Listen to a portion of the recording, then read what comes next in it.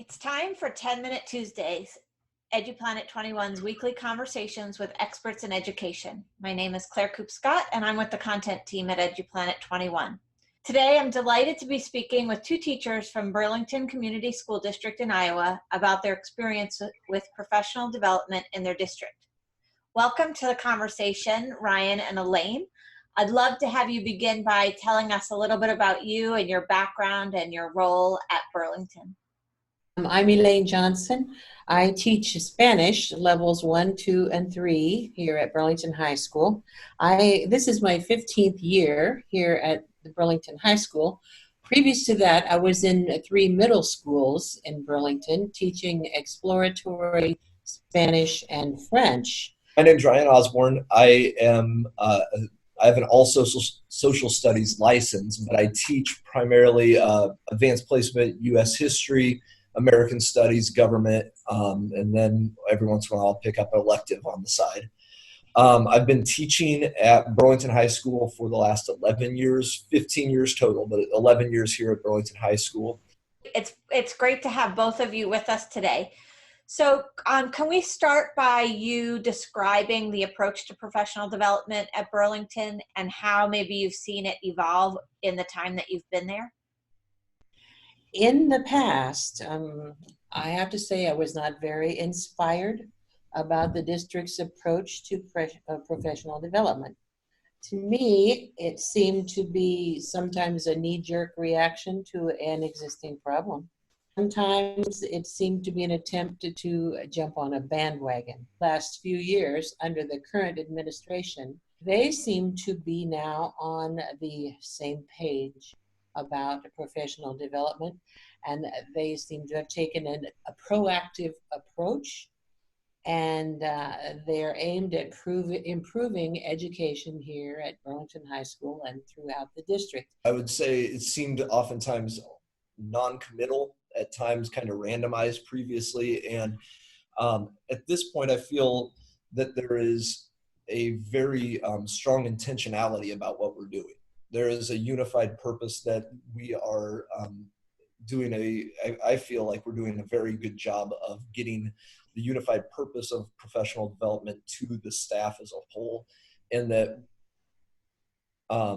even though, you see struggles at times with staff trying to figure out how they're going to adapt and adjust, I feel like we are at a point where staff understands the purpose of what we're doing and sees the bigger picture very clearly at this point, which, that's half the battle. If you see the reason that you're doing this, if you understand purpose and there's a unification and intentionality to what you're doing, we work with a great staff here who is going to take the challenge on, even if it's difficult, because they understand the need for it and the purpose of it. That's terrific. So I understand the two of you have been in a PD cohort together and been collaborating. Can you talk a little bit about that and the collaboration you've seen within the cohort and what you've experienced? Sure.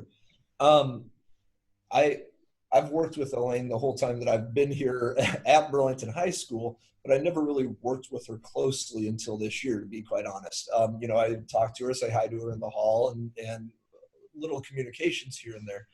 But getting to work with her this last trimester, it was very interesting because the aspect that I felt was so significant from all of this was the dialogue, the discussion that we got to have. And obviously her and I work in very different content areas.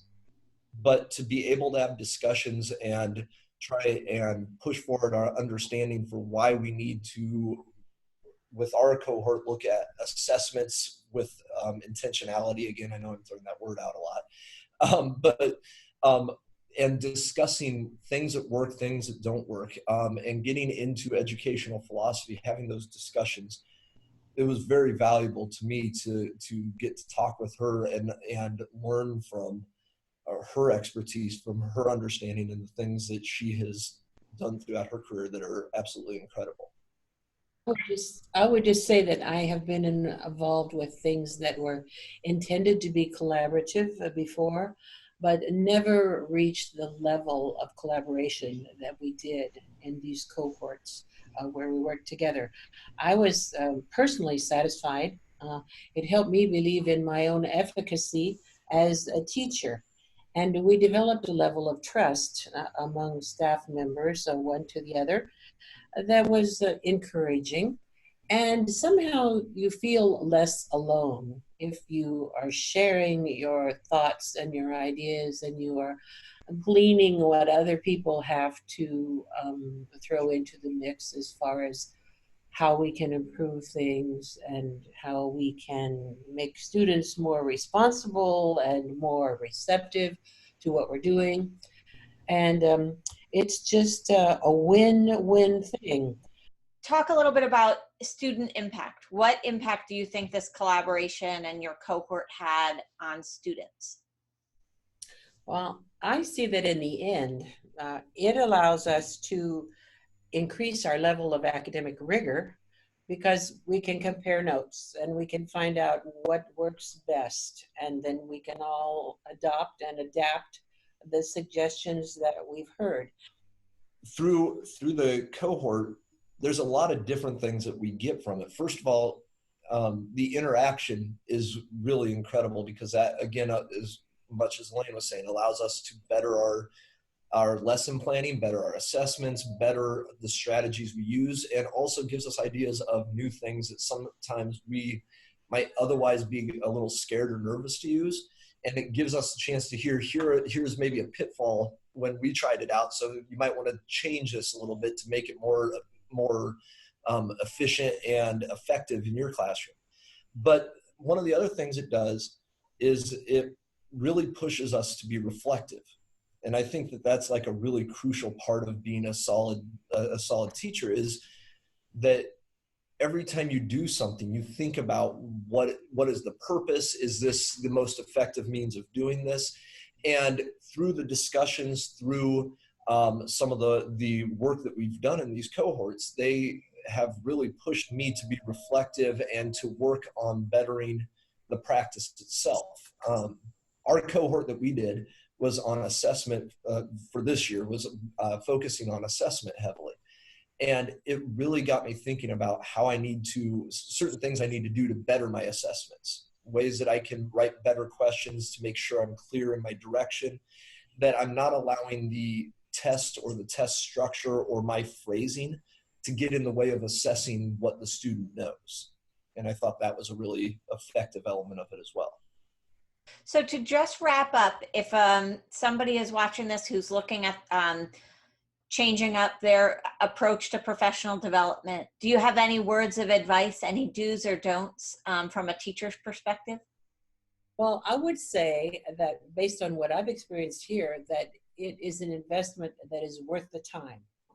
So if administrators would develop and agree upon long-range goals and give the staff adequate and appropriate time to work toward those goals, that the whole thing fosters a sense of community, and it leads toward building relationships between staff and relationship between students and staff.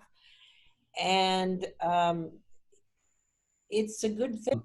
One of the things that I would maybe also include in that discussion is the use of like the online learning modules and this kind of thing as part of that PD cohort is very, I mean, those can be very handy in the sense of it allows us to do a little bit of independent learning. It allows us to reflect upon learning from the past if we want to go back and look at something, or to see how other people who are even beyond our cohort are thinking on particular questions and that.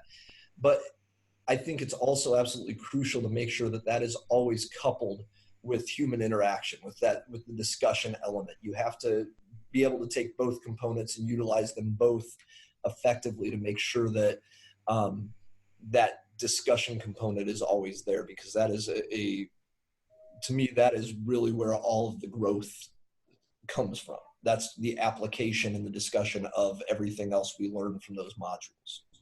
Well, thank you both for taking time today to have this conversation. I know that folks who are listening or watching are going to learn a lot from you and be able to take the information that you shared and act upon it. So thank you. You're Thank you. welcome. Thank you.